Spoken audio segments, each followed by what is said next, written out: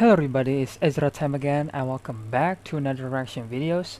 And today I'm gonna be reacting to a film theory, What is Us Really About, which is Jordan Peele Us, by the way. So yeah, I seen Us last week, last Tuesday I think.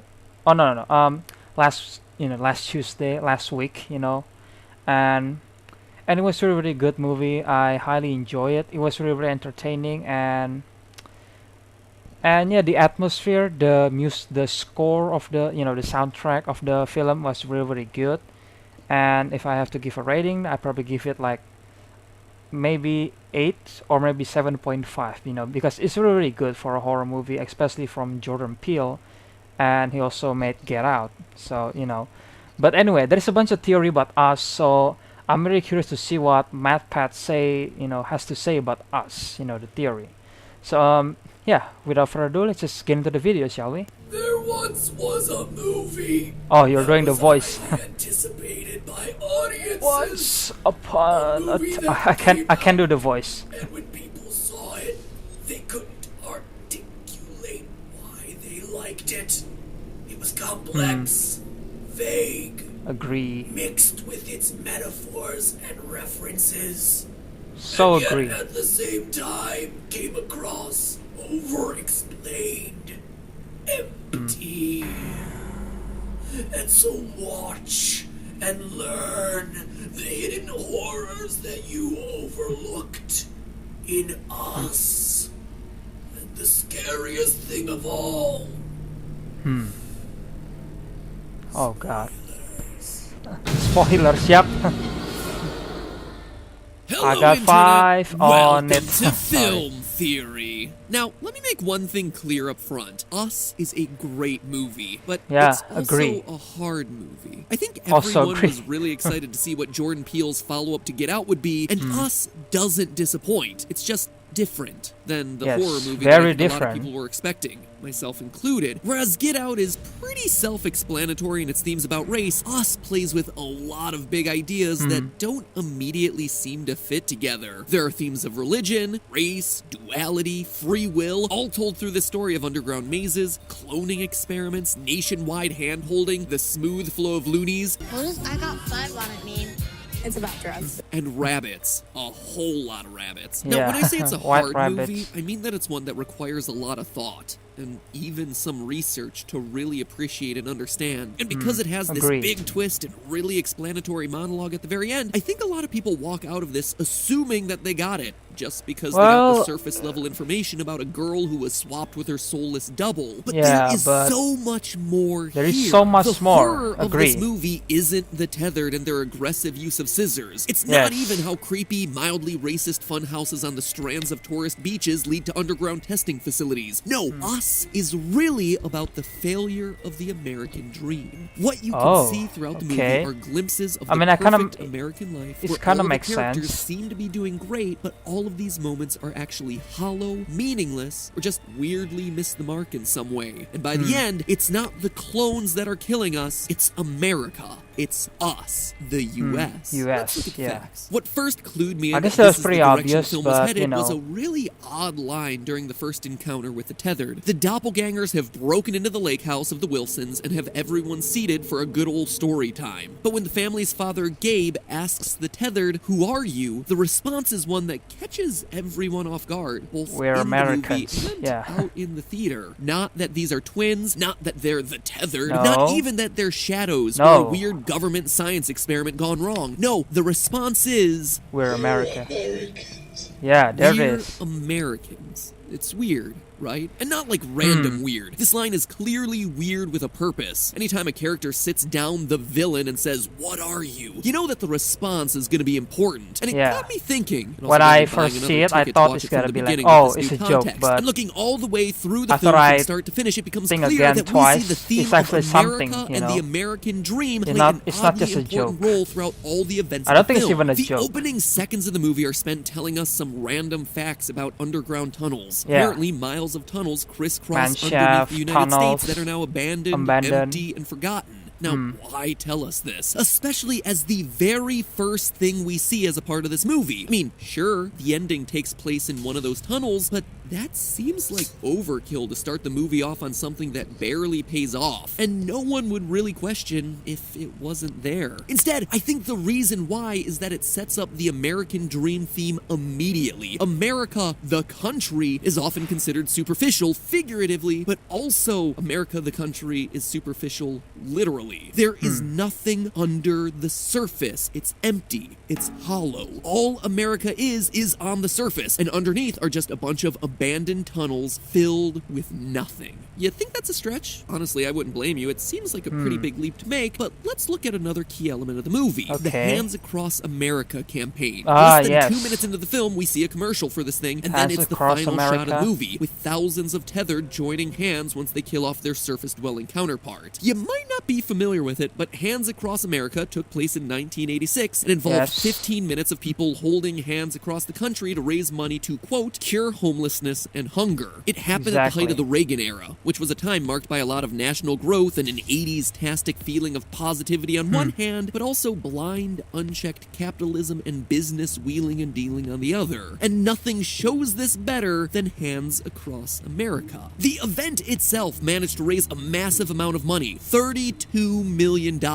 which is great, especially when it's back in the 1980s, until you consider that the company that ran this thing paid out $17 million of those dollars to pay its own bills. And when it comes to charitable events, any quote-unquote administration fees over 20% are considered to be pretty darn egregious. So the homeless saw much less of that total amount than it initially seemed. Yeah, so it's not really working, you know, we see what appears to be a great moment of, yeah, America uniting for change, and it's this grand gesture that looks awesome on the outside, is emotionally moving, but is already questionable what's under the surface. It looked great on the surface, but when it came to actual substance, it, once again, is empty. But okay, we need to move on from the opening scenes to the actual movie. Fast forward to the present-day version of our protagonist, Adelaide, and her family, and you see they are full of cliches of the perfect American life, or more accurately, almost the perfect American life. Jordan Peele has chosen to include a bunch of symbols that show the failure or letdown of the American dream. Throughout the movie, Gabe wears a Howard University sweatshirt, which, if you aren't familiar, is a historically black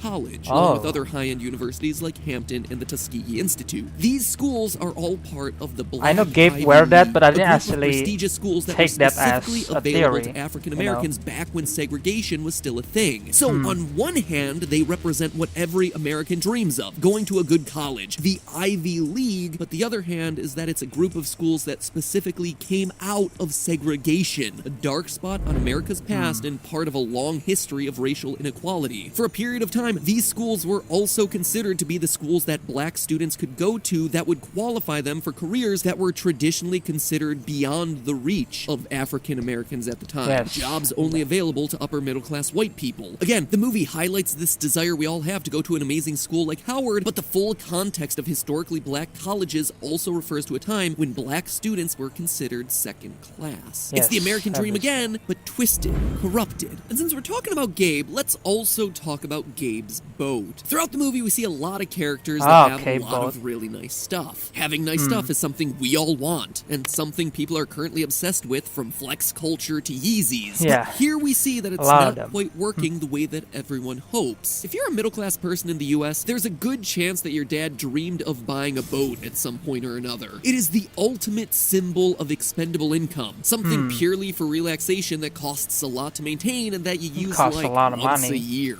And here Gabe is achieving the dream, checking off the I'm on a boat box, but the boat doesn't work. It turns off at random. It pulls to the left.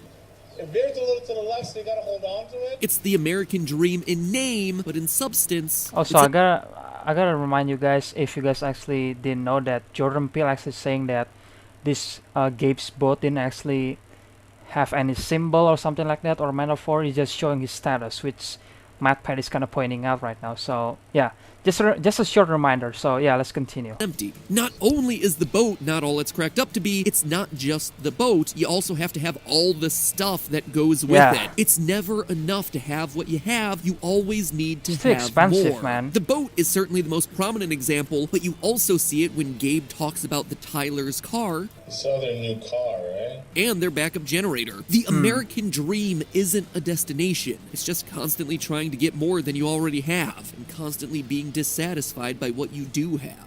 Speaking of all that stuff, after seeing the Tylers literally die all over their beautiful house, Gabe still sees all the stuff as the thing that's going to protect still him. doing that. Everything we need here. Food, water, backup generator. Materialism is the shield. It's the solution because it's always the solution in America. Rewind back to the first home invasion scene. Gabe's tactic again is the stuff. To keep offering the tethered more material goods as the thing to make them go away. A direct nod Nobody to wants to perceived vote power Gabe. of capitalism in making your problems go away. We don't have anything here. This is our summer home. Come on, man, this is not the time for that sort of flex. Gabe Yeah, follows that exactly. up by offering the boat to empty his bank account. The irony here is that all that stuff isn't protecting anyone, but it is killing everyone. Did you notice that throughout the movie, even though scissors are the main weapon, they rarely are the thing that kills anyone, at least on screen? After Tethered Adelaide notes that we're Americans, Yeah, I people just aren't noticed using knives we and rarely guns. see anyone They're killed by using scissors. symbols of Well, the American on upper screen. middle class. During the opening attack, Gabe wields the great American pastime of a baseball bat. Death number 1, Gabe kills Abraham with the new boat. Zora kills one tethered Tyler twin and almost the other with a golf putter. Death number 3, Gabe kills tethered Josh with the flare gun from the boat. The Amazon Alexa fails to call the police. Wait, with the leading flare to gun? I thought he beat the crap out of Josh, but whatever. more death. Maybe. Jason kills tethered Kitty with a mounted rock. Yep. Got some geodes coming that are very delicate. And death number 5, Zora kills Umbre with a high-end white Land Rover. These deaths literally and figuratively beat the characters over the head with the idea that their stuff isn't doing good in the world. It's a weapon. It also shows that at the end of the day, we're all dying to this materialism and slowly being killed by our desire for more stuff. Even tethered Kitty and Josh that's can't kind of resist true, the though. pull of capitalism. As a matter of fact, They it's put on very the true. bathrobe, they put on makeup. They even try a little DIY plastic surgery in pursuit of this beautiful life that their counterparts, the real surface Tylers, had. They think that it'll be the thing that makes them happy, that gives them substance. It's all the soft things that they grew up wanting but never had. And the irony is, it's not gonna make them happy because this is America. She This puts is on the America. makeup, it makes her happy for a second, but then she starts seeing imperfections and immediately starts slicing into her face. You continue to see how futile this American life is when the families hit the beach and everything ain't so perfect. Gabe and Josh spend their entire time there comparing stuff, showing very clearly that even if you're doing well in America, you'll still always be comparing it to the people around you, and you're not doing good enough. Even those who are successful aren't happy. It's not There's just in Kitty, the America. perfect Sometimes suburban in mom of here, two who is somebody immediately self-medicating with compare alcohol stuff, you know. My wife for medicine. to numb her from the marriage to a guy who cares more about his stuff than her, who Than doesn't her take her wife, fears seriously yeah. when she hears noises outside their house. Think about murdering him sometimes. She might have a nice life, but it's not good enough, Exactly. which is why she's been getting plastic surgery Did you get something done? Just like an itsy bitsy little. and wishes she'd become an actress instead of having kids. I think I could have been a movie star. I went to Stella Adler. This is the real picture of the American dream. It isn't about having everything you want and being happy. It's about having the appearance of having everything you want, but not ever actually being satisfied with any of it. All the stuff, the boats, the silicone noses, they're all empty. Maybe they used to have meaning, but now they're just superficial symbols. For proof that this is exactly what Jordan Peele wanted, look no further than the Tyler twins. See the one who's wearing a Black Flag t-shirt? I thought it was a weird detail, especially when you consider that the carnival worker at the beginning of the movie is wearing one too. Clearly it's meant to mean I didn't something. notice now, that. he's wearing it in 1986 Black when the Flag. band Black Flag was at their peak and were known for founding the West Coast punk rock counterculture revolution. They were considered really subversive in their day. But then you fast forward to now when Lindsay Tyler's wearing it here, and it's not because she's hardcore or subversive. I mean, she's a blonde teen who's doing gymnastics at the beach. She's not going counter to anything. She's actually the peak of American cultural conformity, where this edgy idea of a renegade band called Black Flag has been appropriated into American tween materialism. I mean, she is literally a twin who is wearing something that stands for lack of conformity. You don't get more on the nose than that. Personally, it's my favorite symbol in the entire film. I think it's brilliant. Okay, She's Matt. like, she is literally a copy of someone else. And Yeah. finally, in the closing Makes sequence, sense. we get our last and maybe most damning piece of evidence for this commentary on America. We finally get the showdown between Adelaide and her tethered in the tunnels, and it's finally revealed, one more spoiler alert, that tethered Adelaide is actually the one that we've been hoping to survive the entire time. They switched as little kids, and we've been seeing the tethered version the entire film. Now, I've seen a lot of viewers actually complain about this twist, citing the fact that it would Yeah, have been a lot more of them fun to leave complain it about ambiguous this, and not but for me it's explicitly tell us fine. that they'd been switched. It wasn't my favorite twist either, but that's the thing. For this theory to work, you have to know it explicitly. The point isn't that there's this big twist and whoa, Adelaide isn't who she thought she was and it completely changes everything we saw before. The whole point is that for the entire movie, we couldn't tell the difference, and neither could anyone else around her. I mean, think about that. Our society is so shallow and vapid and surface level that an entire person got replaced by a copy, a clone, a science experiment that the movie explicitly tells us has no Yeah, she soul, slowly- and no slowly one turned skipped a red beat. in the No end. one could tell the difference. Nobody as can long tell as the it looked difference. the same on the outside, it didn't matter what was on the inside. Like Adelaide says at the end of the movie to her son Jason, it's gonna be just like it was before. Nothing is gonna change. We're going to keep on pursuing this empty life. It doesn't matter who was a soulless tethered person and who was the original. And yeah, Jason knows that his mom is really the tethered version of Adelaide, but do we see him making a big deal out of it? No, just the No, opposite. not really. He ignores it. He accepts it. He puts on his mask, his facade, and he carries on. We pan across suburbia, and everyone is dead. White, black, doesn't matter. The American dream didn't save anyone. Close on a shot of hands across America. At the end of the day, you may or may not agree with that message. You may have a boat and think it's awesome. Heck, I think a boat sounds amazing. But this is what I think Jordan Peele was trying to say with all those crazy mixed up symbols used throughout the movie. I'm writing Okay. this the day after the movie came out, by the way, after having watched it 3 times in the theater. So maybe everyone already Oh, you knows watched it all 3 this. times, Maybe it's all Matt. been picked to death. I don't know. These videos take way too long to make, so forgive me if all this stuff has been covered to death. I just thought it was an interesting movie to discuss. One that seems to explain a lot, but still leaves some of the biggest mysteries for us to discover Explain on a our lot, own. but Those once are some again, of the most sometimes exciting there is movies something to do that can be episodes on, answered. because it means never-ending theories. Film theories. And, There's oh, did you just notice a the recurring theory. themes of red, white, and blue? Or how Adelaide starts white, but then slowly becomes more red as Yeah, the movie goes there on? it is. The fake spider and the real spider. Or how rabbits are completely useless creatures with no real purpose. I just really like this movie and want to keep talking about it, okay? It's Yeah, worth seeing so you same, can come up but, with your own you know. theories. You know what it's also worth doing? Subscribing to the channel, because this level of deep analysis Subscribe just to doesn't Film Theory, really guys. exist online all that much anymore. It's Okay. a culture of move on to the next big headline. So if you want thoughtful discussion and analysis of films, this is a great channel to find it on. Subscribe. We got more horror movie episodes coming. I promise. Now, if you'll excuse me, there's a lot of superhero stuff I gotta hop over and cover. Shazam, Oh, okay. Endgame, so many movies! Okay, guys, so that's the end of Film Theory, about Us by MatPat. Yeah, once again, I actually, MatPat actually kind of does a different theory about this. He doesn't actually talk too much about the terror.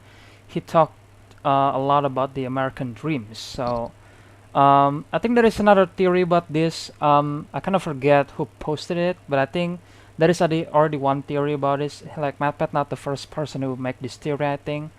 And yeah, and that's the thing about Us. Like, there's too many theory, too many metaphor, too many symbols on it, and it's fine for me. Like, it doesn't actually make me stressful. I actually think that was very, very interesting because can watch the movie over and over again.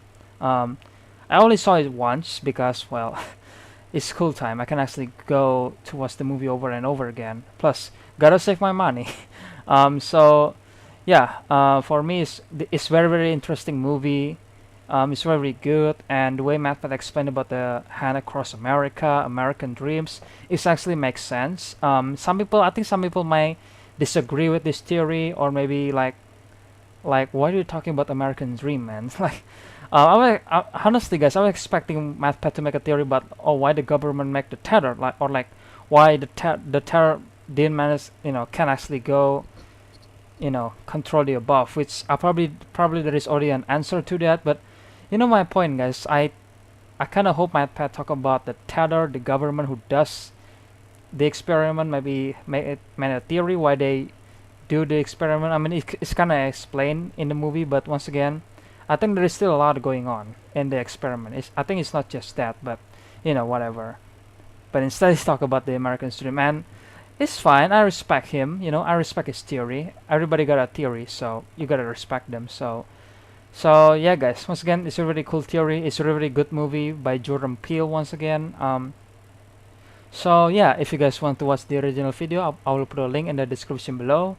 And if you enjoy my reaction video, please leave a like, comment, and maybe subscribe or share, this video to your friends or family, And yeah, so once again, thank you for everybody who've been supporting this channel. I really, really appreciate it what you've been doing. Thank you everybody who've been subscribing to my channel or maybe comments on my channel. Yeah, and if you guys actually have another video, if you want me to react to another video, please leave a comment, leave like a recommendation what's next, for my reaction videos. Yeah, yeah, once again guys, hope you guys enjoy it, and I'll see you guys in the next one then. Bye.